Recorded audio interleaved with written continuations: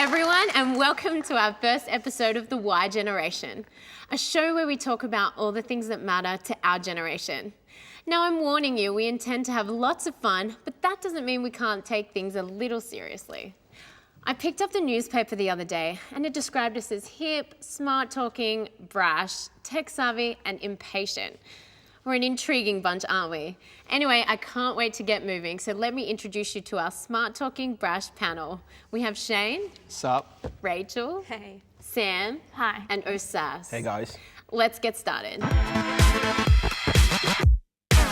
First, we have a letter sent in via Facebook.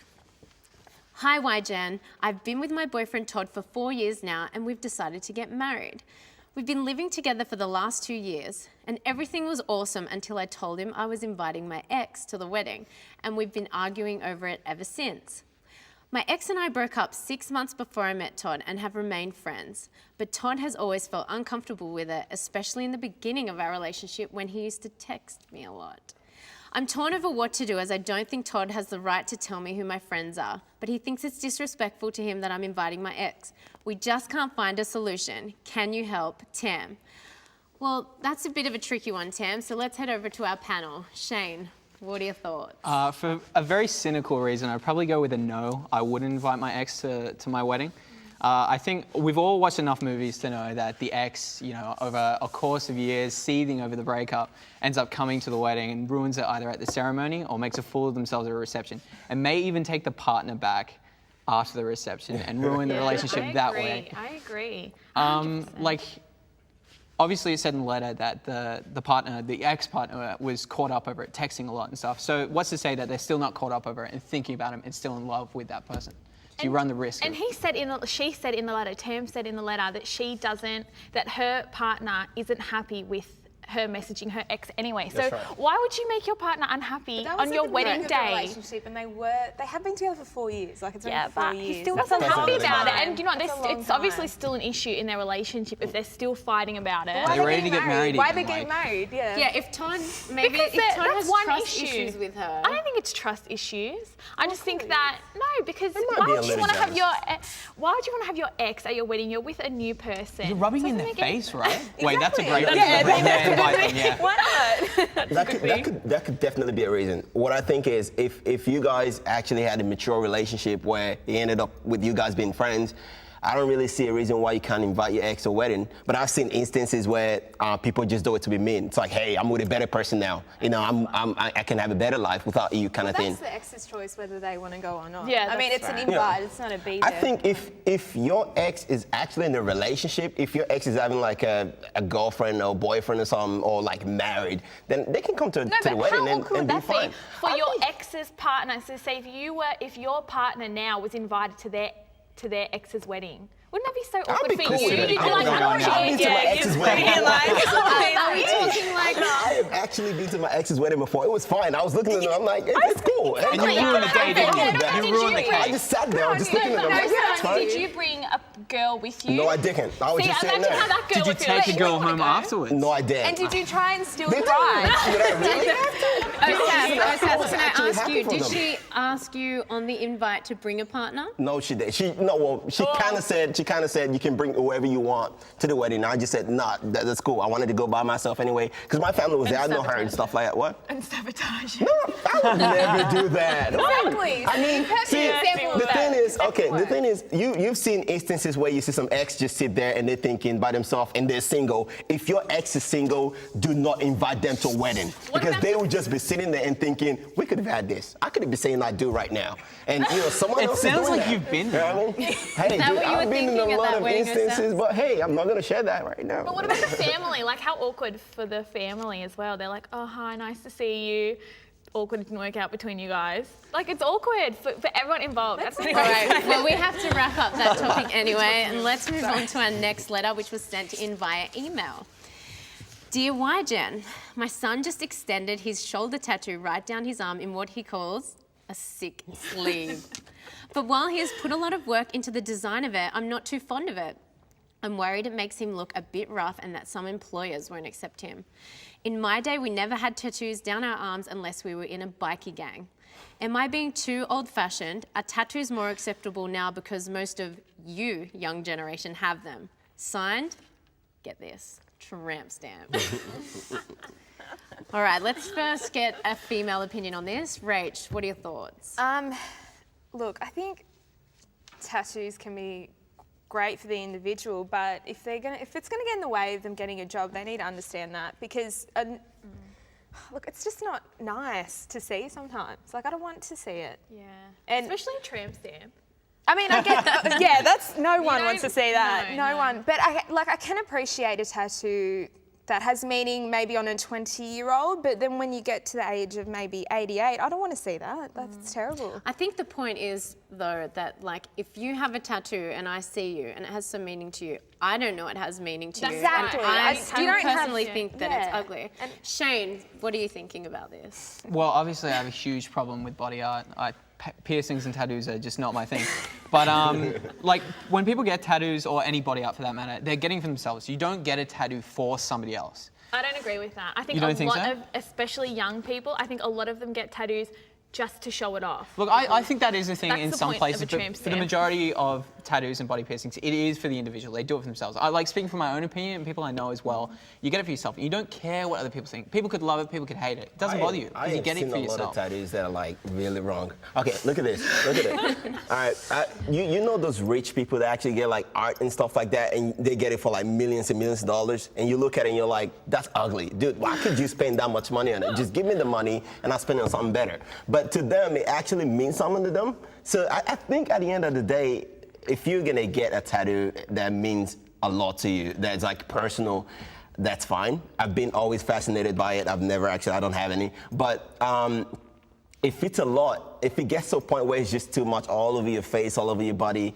and it's just ugly. Shane, do you ever don't worry go about there. like getting like job prospects and everything? Well, with your personally, tattoos and look, stuff? I understand at the same time that it's my choice to get a tattoo, but I also understand, like, I'm reasonable about it. Like, I know that, you know, companies have policies about tattoos, and I understand why they have that. Like, it's their right to have that. So I'll never get anything visible. I'll always get something like at least to That the you can wrist or hide. below the neck, something like that I can cover. Because at the same time, I love it, but I know, like, reasonably, people do have restrictions on it. I've heard that people now can, like after their loved ones have passed away and been cremated, that they can, you can get their ashes put into tattooing and tattooed onto your body. That's a bit. Okay, freaky. that's just nasty. Your Guys, family what members about- should never be inside. What about the New Zealand airline that wouldn't hire a person because he had a tribal tattoo up his arm? Well, that gets very, Really? like, tedious, because it's cultural, but at the same time, you know, Yes, it's a professional but once environment. again, Shane, we don't know that it's Yeah. cultural. That's right. People on the airplane Have don't to actually know that it's culture and it means a lot to them until they've been actually briefed about it, or like, you know, they know what it means to them as a person and stuff like that. Like, some people are quite scared seeing people with tattoos. I mean, And- especially if they have skulls and flames up the side of And it. airplanes are a tense environment as it is. But like, look, I think in that case, someone who likes tattoos a lot, I really believe that that's one place where the company had the right there to have that policy. All right, guys, well, we have to wrap that up. It is time to go to a break. We did have a few mixed opinions on that one, but stick around. We've got some great topics coming up after the break. We'll be right back.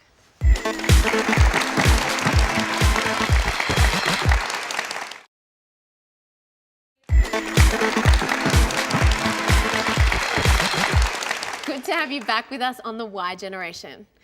Now, have you ever noticed how other generations have these stereotypical views of the Ys? In this segment, To Be or Not to Be Y, we question some of those views. We sent our roving reporter Jess out into the street to ask people about the notion that Gen Y are not as independent as other generations. Do you think that the Y generation are as independent as previous generations? They try and be a bit independent, but then again, nowadays they don't have as much money, so they've got to rely on the older people as well to look after them. No, I don't. I think it's a very expensive world, and that's why they're probably living at home for longer. I think they're more dependent on their parents and just their internet at home. Like, you wouldn't buy a new computer or for a new apartment, which you don't have money to get anyway. So yeah, I think they're very dependent. I don't think that the Y generation is quite as independent. I mean, most people I know from Y generation still depend on their parents for either money, housing, both, anything like that. Seems to be they're more independent at 30 instead of 18. They tend to want to stay home, you can't get rid of them. And usually mum and dad supply the goods. They can't get rid of us. Okay. Sass, kick this one off for us. All right, I think if you're getting free meals, you're getting your laundry done, and you're getting everything you ever need, and you can travel and save money at the same time while living with your parents. Why not? No, I'm just joking. I'm joking. I think it's not like that for all white generation though, because me and my little brother, we actually pay bills. We pay we only leave with my parents because we know we're helping out, and they know that the moment we actually leave home, we're gonna be strong. We can leave by ourselves and do whatever we want, and still be able to afford, whatever, rents and bills and all that. So I think doesn't actually apply to all white gen.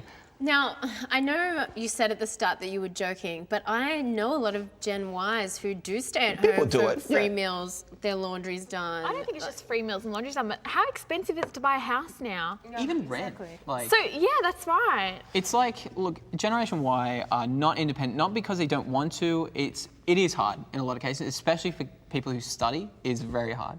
If you have a full-time job, if you are taking up a trade well into your apprenticeship, nearly finished, it is affordable to move out, get a mortgage, have a car, or rent a house.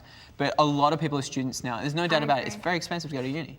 And because more people now are going to uni than ever before anyway. So that's why people like our parents and everything, they moved out when they were younger, but they weren't studying until they were 25. And a lot of them didn't study. They didn't, they just went straight into full-time jobs. I think also though, that Generation Y, they want it all and they want it all now. That's a bit cliche, but it's so true because you know what? 20 years ago, 30 years ago, our parents, they had to work and they had to save, and I don't think that we have the same, we don't want to wait. We can get a credit card, we can get a bank loan, whereas our parents used to work for years and save their money. But now we want to travel. That's true. We want our mum to cook our meals. Traveling bit's interesting because we are not as independent in a lot of aspects, financially mainly, and feeding and washing mainly. But when it comes down to things like traveling, this is where a person really becomes independent. And it's what a lot of Y-Geners are doing more now. To be able to look after yourself in a country where you know nobody, you don't know where you are, you don't know the language or the culture, but you're able to sustain yourself for a long time over there, that is a big tribute to your independence. Yeah, I think so too. What do you think about Gen Y, people in their 20s? They go through 7 jobs in their 20s compared to our parents would work the same job for 20 years. But we can now. It's so much easier for us It's too. easier So to why get not? jobs here. Why not? Yeah. It's It's more interesting, and you've got a whole range of skills. Not like where if you studied one thing when you were, or you only went to university. Went my parents and stuff. They only went to university to become either a doctor or a lawyer. And that's all kind of thing. Yeah. And now you can do whatever you want. Even mature age student, going back to mature age student. I think then again, that's why they find Gen Y really unreliable and stuff like that, because they tend to switch and change jobs every now and then. Because I've seen someone that's had between last year and this year has had 10 jobs already. Because they just keep changing jobs and stuff. So someone sent in that Gen Y will not accept jobs that ban social media. Rachel, what are your thoughts? Well, Rachel, who loves social media more than anything. Why would you have a job where you ban? Social media is pretty much defines our generation today. I think. Why? I just don't know. Is there a reason it to would it be though? a struggle. But there's so many jobs now that are based on I can only understand. social media I can too. understand someone not hiring someone because of the front they put on social media. I mean, a lot of people aren't hiring people because your Facebook profile is terrible. But that doesn't actually mean that if you work, you cannot keep it professional. If you're working, keep it professional. When you're outside work, whatever you do outside work is none of their business. Actually, to be honest with you, I spend a lot of time on social media, and if a job's going to ban me, well, I'm not going into an industry that would allow me to have a ban, but a lot of people spend a lot of their time they should be working on social media. So actually, I respect that. And yeah, but that's why you don't have your phone and stuff Are they on banning work. Inside or outside of work? Inside the workplace. Inside work, Gen yeah, Y's but that's fair enough. Yeah. That's fair enough. Okay, I'll agree to that. We did have a lot of mixed views on that one. Now, we're about to head to a break, but before we do, I wanted to introduce you to our biggest fan. Jess uncovered her on the street and she just loves the Y generation. And here's what she had to say about us. I lose patience with them now. I don't even speak to them. Don't even speak to them. I think they're nasty little creatures. That's it. She's gone in her home. That's it. I would love to meet that lady. She's so lovely. Nasty little creatures. Good on you, June Rose. Love the hat. We'll be seeing more of her throughout the series, I'm sure. We'll be back with more of the Y Generation after the break. Don't go anywhere.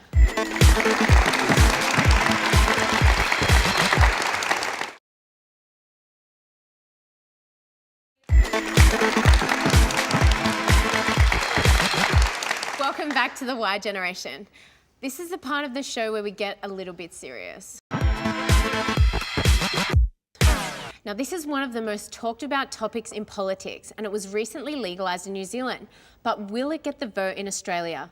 Yes, we're talking about gay marriage and whether it should be legalised. Let's start with Shane. What are your thoughts on this topic? Personally, I'm ashamed we're still having this conversation in this country. It's almost like we suddenly live in this country where it's okay to do bad things. It's okay to go down to the pub and knock someone out, cheat on your partner. But when it comes down to loving people, it's almost like treason. People get up in arms about that. It's like, why do we still feel like we have the right to deny people probably the best moment of their lives? Why are we so afraid to move forward? Why are we so afraid to let people be happy? It's like there's this strange belief, if we legalize gay marriage, men will be making love in the streets. That's not going to happen. The only thing that's going to happen is really nothing. The only thing that's going to happen is people are going to be happy. People are going to get married. It's not the Middle Ages anymore. Osas, let's head over to you. Right. This is basically a very sensitive question. And you see a lot of people trying as much as they can to ignore it because it's really, really sensitive. But I would say that I actually grew up in a home where there's a mom and dad, right? I came from a place where even though people never had the freedom of speech to actually, express themselves, to say that I am gay or something like that. They never really had that. So I've never really heard of that word until I got to Australia. So when I heard it for the first time, I was like in a shock. I was surprised at first. And then it got to a point where I had to accept it. But when it comes to marriage, I would say that I'm not saying they are really lovely people. All right, I've seen some of them. They are lovely. They're always lively, always ready. Like, they're friendly people. So I would not say anything against them or none like that. So I would say the only thing I have to say is just that I grew up in a house where there's a mom and dad, and I think it should stay like that. Okay. What are your thoughts on this, Rach? I don't agree with it. I don't think gay marriage should go forward. And do you know, I've heard people say we're going to be ashamed of it one day. I understand, do you know what? Probably we will. We probably will. And I know I'm part of the minority now of Gen Y, having this view. I agree with Shane. We are going to look back and be so embarrassed that it's just basic human rights. Like, I am embarrassed now, but I know everyone will look back and think, like, how could we have done that? And they're just, like, do you know what I mean? It's just love. I don't understand. Can I just point out, Rachel, you said that you think you're the minority.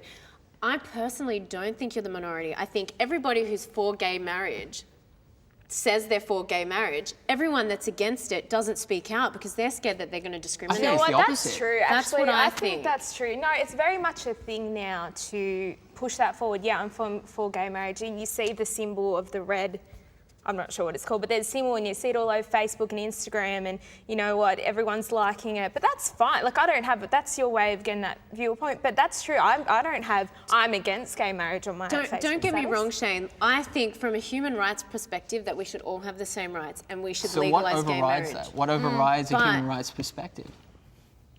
I'm not saying we shouldn't legalise gay marriage. I'm saying we should. From a human rights perspective, we should, because I believe everyone should have the same rights. At the end of the day, human rights is paramount. Why should I be allowed to get married, but someone who loves someone of the same sex not be allowed? Exactly. People could say, like, I want to bring religion into it, but, you know, I'm Christian and stuff, and I've learned to know that it's not right to actually have two men getting married and having a relationship and stuff like that. And I think I've known that right from the beginning, and I'm actually sticking with that. Like I said before, right from the beginning, I'm not objecting it. I'm not saying whatever happened in the future would happen. You do object to it. Whatever happened in the future would happen. Like, if they're gonna approve it and say gay marriage go forward, that's fine. I can't change that. But that doesn't actually stop me from having my opinion. I'm still gonna say no, because I think that the mother and the father figure is needed in the family. So for you, it's about parenting. It's about as well, and the parenting. family unit. I just don't think that it affects. I just don't think that letting gay marriage move ahead is going to negatively affect anyone. And people I have some notes here that says major American and Australian psychological associations have found that same-sex relationships are as stable and committed as opposite-sex relationships, and children are not disadvantaged by being raised. I think that you always have people, and we view it like it's not people that are concerned. But they always have male role models outside of the family anyway, and that's not to say that every heterosexual couple and family are good parents either. Like, I just don't think that parenting agreement is a valid argument. But, okay, if we take apart all that, biologically, it takes a man and a woman to... But we have, we can make babies. Yeah, we have that now, but naturally, So, Rachel, let me ask you this. If you had a son and he was gay, would you accept him? Oh, I'd accept him. It's not about not loving the person, but I don't have to agree. I don't have to agree with his lifestyle choice. Would you want him to be able to marry his partner later in life? If we legalise gay marriage, would you go to his I'm not going to love him less. Gay wedding would be amazing. How much fun would it be? Fabulous. Osas, what about you? If you had a son and he was gay? Okay, coming from a cultural background. I actually don't want to think about it yet. It's just, having that in my head right now is just a bit, not disturbing, but I can't get my head around it. But I'm not going to love my child less if he tells me he's gay. He's still my son. Oh, definitely. Like, that's my child. And you know what? I'm not going to, just because I don't agree with your choices or agree with that, I'm not going to disown you. Like, that makes no sense. Yeah, that doesn't really change the whole thing, our perception about like gay people or like gay marriage or something like that. Like, I have people at work and I have people like around me that like actually friends from uni and stuff like that, and I see them, we still say how we talk about, we have the conversation all the time. I don't just stand up and be like, hey, no, I don't think I should be getting married. You know what? I think that's what it is. I think a lot of people that are for gay marriage are standing up, and they're very strong about it. And I think it's the people that are opposing it aren't saying anything. I think they need to be strong about it, because if everyone was neutral about it and it wasn't, no one pushed it forward, nothing would change. But nothing would happen. It's being pushed forward. There's one thing that we overlook. There's one thing that we overlook. Like whenever people say, look, nothing will happen if gay people get married. That's right. But a lot of people say, well, nothing will happen if they don't get married. But that's completely wrong. I think that's in Australia last year, there was a gay couple, right? I can't remember their names, but that really doesn't matter. They've been together for about 20 years and they were in their 40s. Now, one of the guys, his parents had been very strongly opposed to the relationship their whole lives. He was in an accident. Yeah. And he ended up dying. He was on life support. And during the time where all his arrangements were being made for his funeral, his will, and all the rest of it, his partner, who had been his partner for 20 years, knew him better than anyone else on the planet, was not allowed to have anything to do with it. How would that make you feel if you seen your partner dying and you knew you had to look after all of their affairs afterwards, but you weren't allowed to because you never married them? Is marriage the only way that legally you can... Yes, that's the only. Well, then we need to redefine our civil union rights. Call it something else. It's not marriage. Right, well, we obviously have some very passionate opinions on this topic. But that is all we have time for today. Thank you for joining us on the show. We hope you've had as much fun as we have, and we'll leave you with our Why Vid of the Week. See you soon. Hey, Rick. What do you want me to do with this? Paint. Paint with a basketball? Yes. Okay.